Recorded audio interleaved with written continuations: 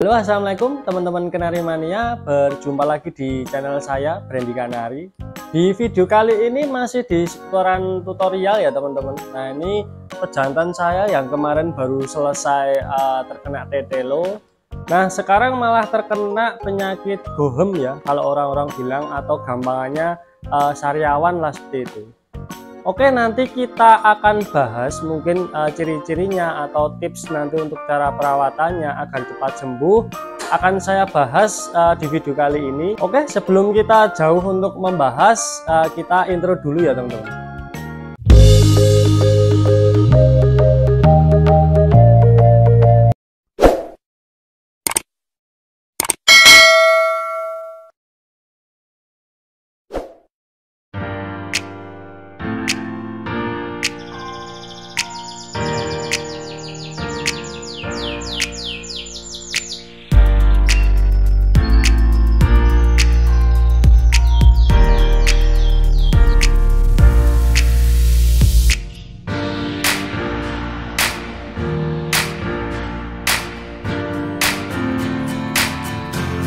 Oke, sebelum kita bahas lebih jauh lagi, sedikit penjelasan ya teman-teman. Kebetulan saya cari ilmu juga di tempat teman saya yang lebih dahulu ya di dunia kenari. Penyakit gohem ini atau sariawan ini sebenarnya sudah umum ya dijumpai di berbagai burung kicau. Nah, tapi kebetulan kondisi sariawan ini juga baru saya amati di salah satu pejantan saya ini, yaitu untuk penyebab utamanya itu bakteri teman-teman. Jadi mungkin dari kebersihan kandang atau mungkin cepuk minum dan cepuk tempat biji-bijian. Nah, itu banyak bakteri dan akhirnya untuk di lidahnya itu terinfeksi. Nah, jadi untuk ciri-cirinya bisa dilihat ya. Kita akan lanjut nanti untuk proses mengatasinya atau ciri-ciri dari awal dulu, terus langkah-langkah yang harus kita lakukan agar nanti kondisi dari kenari kita yang terkena gohem atau sariawan itu bisa lekas membaik lagi. Nah, untuk ciri-cirinya seperti ini ya teman-teman ya. Nah, bisa kita lihat dari lidahnya itu disentuhkan ke rujinya ya, di jeruji. Nah, jadi untuk kondisinya yang saya jelaskan sebelumnya tadi ya, untuk gejala awal itu memang kalau kita lihat dari lidahnya itu susah ya teman-teman, karena keadaan lidah yang normal, dan saat gejala awal kondisi lidahnya itu sama kalau pas kondisi sehat, hanya saja mungkin sedikit lebih memerah. Nah, nanti kalau sudah lebih parah sedikit berwarna putih itu, dan akhirnya nanti kalau sudah parah lagi berwarna kuning teman-teman. Nah, jadi kayak belendir kayak gitu ya. Nah, saat di warna kuning itu keadaannya sudah parah dan itu harus segera kita obati. Kalau tidak nanti malah biasanya lidahnya itu bisa putus ya teman-teman ya. Nah, kondisi seperti ini jadi burung lebih sering diam, jadi untuk bunyinya pun juga jarang. Dan untuk faktor terjeleknya lagi, faktor terburuknya ya, nanti bisa juga dari kondisi burung yang sariawan seperti ini nanti akan susah untuk makan, jadi males lah istilahnya untuk makan kayak gitu. Terus badannya itu bisa mengakibatkan nyilet juga ya teman-teman. Nah, nyilet terus nanti malah bisa menimbulkan kematian juga. Nah, kalau kita mengamati dari ciri-ciri yang saya sebutkan tadi, langsung saja kita obati, jangan sampai nanti saat parah dan susah untuk kita sembuhkan ya. Oke, faktor perawatan yang terpenting kita bersihkan kandangnya ya teman-teman ya. Jadi di koran kalau bisa di bawah sehari 1 kali itu kotorannya langsung kita ganti agar tidak lebih parah lagi ya. Untuk kondisi yang mungkin di bawahnya itu sangat kotor, nanti malah bisa menambah lebih kondisinya lebih parah lagi.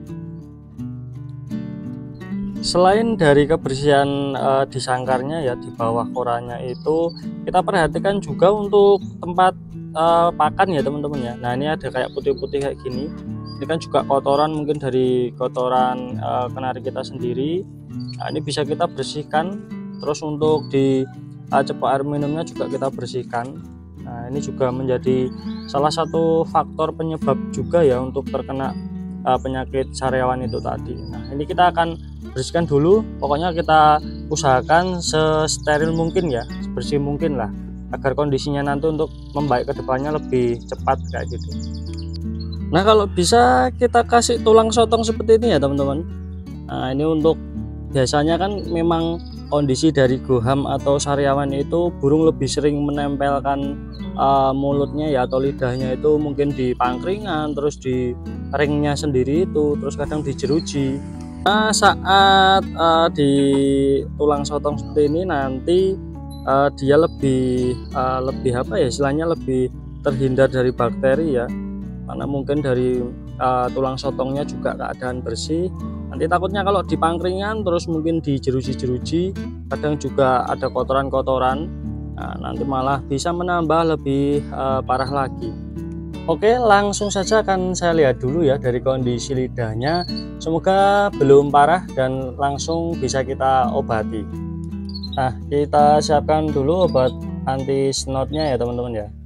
Nah, ini anti snot, terus ada air, nah, berisi, saya kasih garam ya tadi ya, secukupnya saja, mungkin setengah sendok teh sudah cukup teman-teman. Ini hanya untuk sekedar nanti membersihkan saja ya di bagian lidahnya, semoga belum parah juga. Nah, nanti kita kasih pakai cotton bud seperti ini, kita bersihkan pelan-pelan. Insya Allah nanti kalau tidak parah langsung saja kita tetesi dengan obat anti snotnya. Nah, ini bisa kita lihat ya teman-teman ya, kondisinya itu berlendir seperti ini. Nah, ini kebetulan, nah ini kita lihat nih, nah ada putih-putihnya ya teman-teman ya. Nah, ini kebetulan belum parah, alhamdulillah masih berwarna putih seperti ini teman-teman. Nanti ketika telat lagi kita obati biasanya warnanya lebih kuning ya. Nah, kalau kuning seperti itu nanti sudah parah, itu kita akan lebih sulit lagi untuk mengobati. Nah, jadi berlendir seperti ini. Nah, itu teman-teman kelihatan ya. Oke, langsung saja saya akan bersihkan dulu dengan air garamnya. Ya, ini karena kondisi dari gohamnya atau sariawannya belum parah ya teman-teman. Ini cukup kita oles-olesin seperti ini saja. Nah, biasanya kalau sudah kuning itu harus kita bersihkan teman-teman pakai cotton bud yang dibasahi dengan air garam seperti ini ya. Biasanya akan saat kita bersihkan pelan-pelan gitu ada yang copot ya, kayak istilahnya lembut-lembut itu dari kondisi yang goham itu atau sariawannya. Tapi karena ini kondisinya masih putih teman-teman, belum parah ya. Nah, cukup kita oles-olesi saja ya tadi seperti ini. Lalu kita kasih dengan anti snotnya. Nah, pemberian anti snot ini sehari cukup 3 kali, 1 kali tetesan itu cukup 2 tetes ya. Jadi 2 tetes di pagi, siang atau sore, terus malamnya 2 tetes lagi ya gitu. Nah, ini bisa kita lihat teman-teman. Jadi kondisinya belum begitu parah lah, insya Allah. Kalau warnanya masih putih seperti ini, nanti kita lakukan pengobatan seperti ini mungkin 3-1 minggu ya, atau 5 harian lah, nanti kita lihat perkembangannya. Oke, bismillahirrahmanirrahim.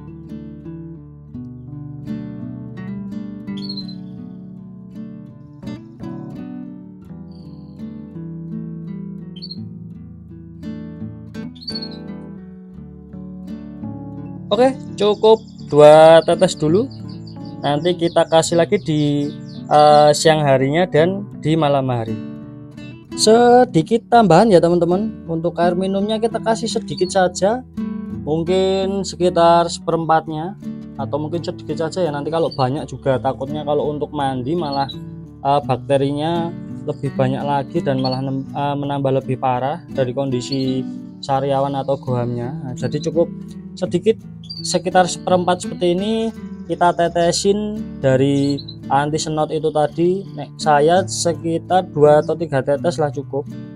Nah, 2 tetes saja karena kondisinya juga belum parah ya. Nah, 2 tetes seperti ini, lalu kita aduk-aduk dulu.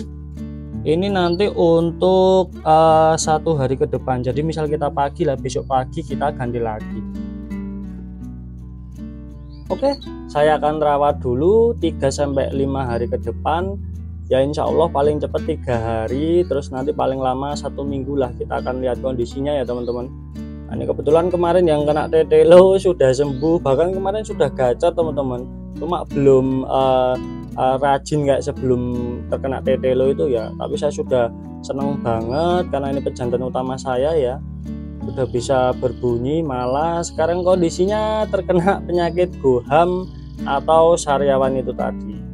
Tapi bismillah, insya Allah beberapa hari ke depan kita lihat perkembangannya, semoga bisa sembuh. Setelah di pagi harinya kita kerodong ya teman-teman ya. Kalau saya tak kerodong nanti sampai di mungkin siang saat kita memberi obat kita buka lagi. Tapi kalau di pagi hari sampai nanti sore menjelang malam kita kerodong full. Di pagi sampai sorenya saya kerodong seperti ini ya, kita buka sedikit seperti ini. Lalu nanti kita asingkan dulu, jangan kita dekatkan dengan kenari kita yang lain, nanti malah akan menular ya teman-teman, karena itu kayak belendir kayak gitu. Nah sekalinya nanti lendirnya itu terkena kenari kita yang lain, biasanya itu akan langsung menular. Kita sendirikan dulu seperti ini. Oke, jadi itu tadi ya teman-teman beberapa ciri-ciri atau mungkin tips dari saya untuk mengatasi dari burung kenari kita yang terkena penyakit gohem atau sariawan. Saya bahas sedikit lagi ya, jadi biar lebih jelas. Untuk ciri-ciri yang pertama, kita bisa lihat nanti di paruhnya itu kadang digeser-geserkan di pangkringan teman-teman. Nah, ataupun juga bisa digesek-gesekkan di bagian ringnya ya. Terus dari kondisi burungnya kalau saya amati malah sedikit gelisah teman-teman, jadi mendekat di bagian jeruji dan mungkin digesek-gesekkan di bagian kaki ataupun mungkin di pangkringannya. Nah untuk ciri-ciri yang paling terlihat di video tadi ya bisa kita amati, jadi lidahnya itu dikeluarin terus ditempel-tempelin di jeruji. Lah itu sudah pasti bisa kita pastikan kalau burung kita itu terkena gangguan gohem atau sariawan itu tadi. Terus untuk cara pengobatan tadi juga sudah saya jelaskan, saya pakai satu obat ya, yaitu anti senot, dan mungkin bisa kita olesi dulu dengan air garam, itu juga bisa bermanfaat karena kondisi dari air garam itu cukup ampuh untuk membasmi dari bakteri ya yang ada di dalam ataupun di mulut kenari kita. Langkah-langkahnya untuk pemberian obat juga sudah saya sampaikan tadi di video sebelumnya.